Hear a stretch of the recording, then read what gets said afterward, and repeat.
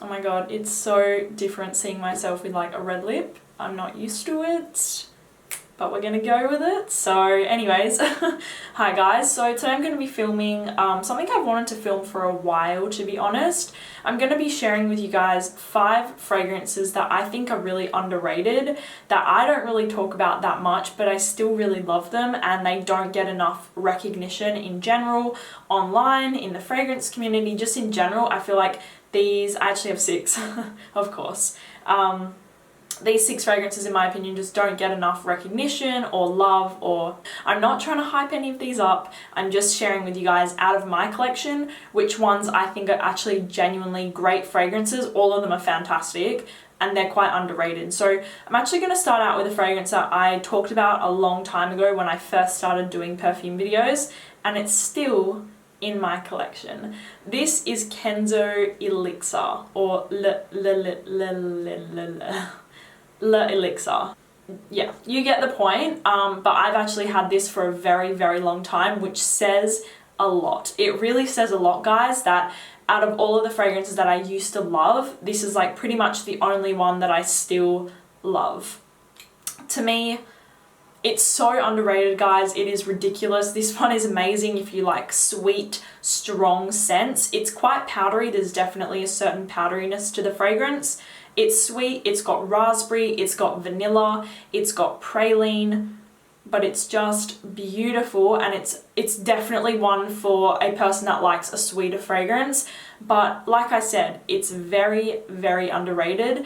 If you hated the original Flower by Kenzo, I would say that there is a similar DNA, like the powderiness is still there, but it's a lot different. It's so much sweeter, it's more edible, it's very gourmand, powdery, raspberry, vanilla and praline. Like, it's just beautiful fragrance, guys. Like, really, really great one. All the fragrances that I used to love as a teenager, a lot of them I now hate, or I just don't like, or I don't want to wear. This is still one out of all of them that I actually really do love, and I still love it. Okay, so next up, oh, where am I gonna go? Okay, I'll grab this one. I have talked about it a few times on my channel, but I think from the House of Nasomato, like, this one is definitely more of an underrated one.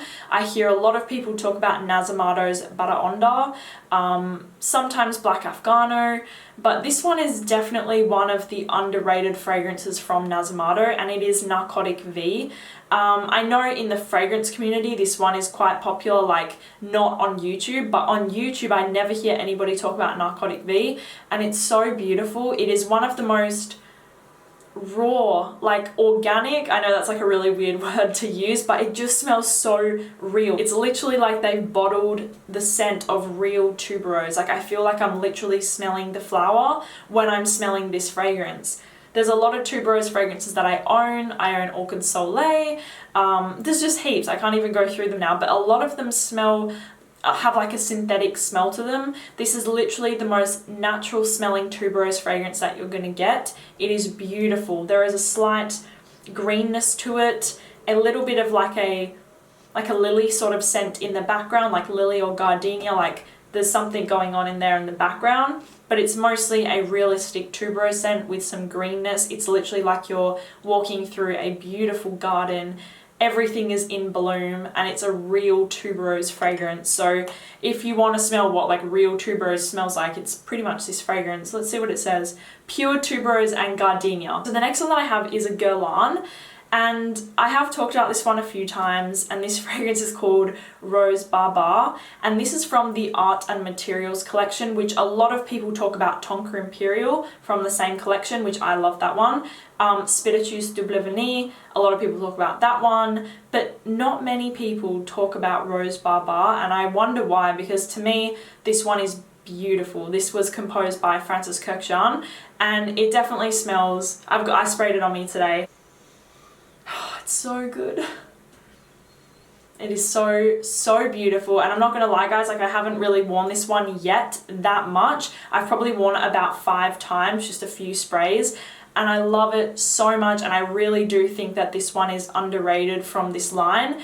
It's not like the others. The other ones that I've tried, you know, Angelique Noir, which I adore, Tonka Imperial, the Spiritueuse Double Vanille, they've all got a lot of vanilla. They're quite sweet. This one is a lot more classy, badass, like sophisticated boss woman fragrance. It's got a lot of rose, it's got aldehydes, and it's got honey. It's definitely got a little bit of a powdery vibe to it, but it's just, I love it, guys. Like, I really, really love this one a lot, and I cannot wait to wear it. I'm definitely going to wear it as the weather starts to cool down a bit, because I do feel like the reason that I haven't pulled towards it that much is because it's quite a like sweet honey rose strong aldehydic scent, and in the summertime I just don't really feel like wearing that sort of vibe. So I definitely will be wearing this one more, and it's easily one of the more underrated fragrances from Guerlain. Please check this one out if you like rose, if you like aldehydic scents. You will love this one. Slightly powdery, like I said as well, but just beautiful, very classy, sophisticated, like event sort of fragrance. Like, I would definitely wear this one to like a special event. It's just gorgeous. So Guerlain Rose Baba, definitely underrated from that line. I hear everybody talk about the other ones that I named, but not about Rose Baba. Okay, so the next one is Shiseido Zen. Wait, where's the front? There we go. Shiseido Zen, guys. I have talked about this one quite a lot now, and so many of you girls have bought this one because of me, and I'm really glad because it's such a great, cheaper fragrance. It's not really ridiculously affordable, like $10, but it is in a more affordable range. I think that the name is so appropriate for this fragrance. It definitely has a beautiful, calming vibe to it. It's got patchouli and grapefruit and pineapple, and there's a lot going on in this scent, but it's just blended perfectly. It's just a gorgeous, very relaxing, just beautiful fragrance. Quite fresh and zesty and juicy, and it's definitely got patchouli, but it's not too overbearing and too strong. I definitely have some fragrances that are very heavy on the patchouli. The patchouli is very beautiful and light in this fragrance, and I just love wearing it so much. I've worn this one a lot, and so has my mum. We love sharing this one. It's just gorgeous, and the thing that I have to say about this fragrance is that it has great longevity. Being a more fresher fragrance, it has really good longevity, which I really appreciate about it. So Shiseido Zen, definitely underrated, and I think it's a fantastic fragrance for like the spring and summer months. It's just perfect. You guys know, I love Parfum de Marly. I cannot say it enough. But this fragrance I haven't really talked about very much at all, and I have just started wearing it and getting to know it, and I'm falling more and more in love with it the more and more that I wear it, and it is Athaliah from Parfum de Marly. Now this one, in my Parfum de Marly video, I put it as more one of my like low ratings. It was hard for me to do that video because this fragrance to me smells so high quality and so beautiful, but the reason that I put it a bit lower is because I didn't wear it very much and I didn't gravitate towards it as much as I do the other fragrances that I put above it. But I have to say that this probably smells the more, like one of the more refined fragrances from the women's line, one of the more sophisticated, one of the more expensive, definitely has a more expensive vibe to it. And I never hear anybody talk about Athaliah. I don't hear anybody talk about it on YouTube or anywhere. And it's a gorgeous, gorgeous iris scent, guys. If you like iris, if you like powdery fragrances or creamy kind of fragrances, I've sprayed it on me, you're going to love, love, love this scent. It's got orange blossoms, it's got musk. It's definitely got, to me, it smells very feminine, but very classy feminine, like not a girly feminine. It's very classy and womanly and very, very expensive. Like to me, this one smells very expensive, a bit bossy, but very beautiful at the same time. So Athaliah from Parfum de Marly, it definitely is an underrated one from the house.